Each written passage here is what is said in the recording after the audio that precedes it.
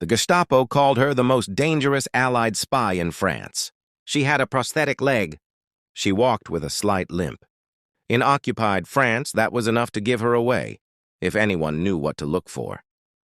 The Gestapo did. They circulated her description across the country. They called her the Limping Lady. They considered her the most wanted. Allied agent operating in France, she kept working anyway. History remembered the famous names of the OSS. It spent far less time on the woman, who may have done more than any of them.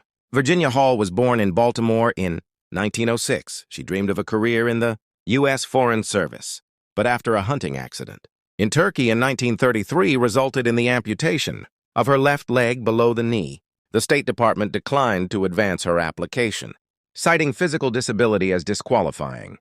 She named her prosthetic leg Cuthbert. When war came to Europe, Hall found another way in. She worked initially with the British Special Operations Executive before transitioning to the newly formed American OSS.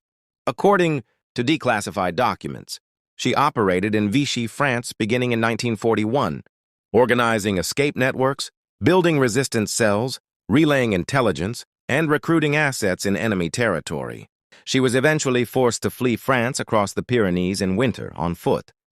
When her SOE handler received a message that her prosthetic leg, Cuthbert, was slowing her down, he signaled back asking if he should arrange help.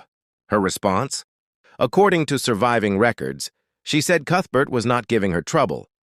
The little-known detail, Hall disguised herself as an elderly French farm woman during her second deployment to France before D-Day, dyeing her hair gray, changing her posture, and learning to minimize her limp.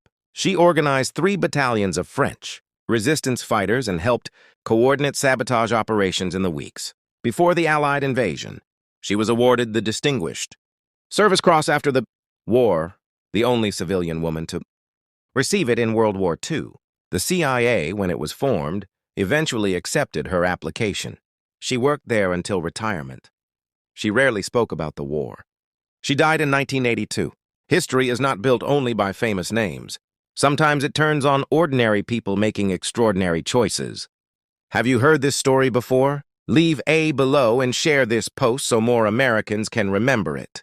The Republic Archives, American History, Dwastwai, Women in War, Spy History.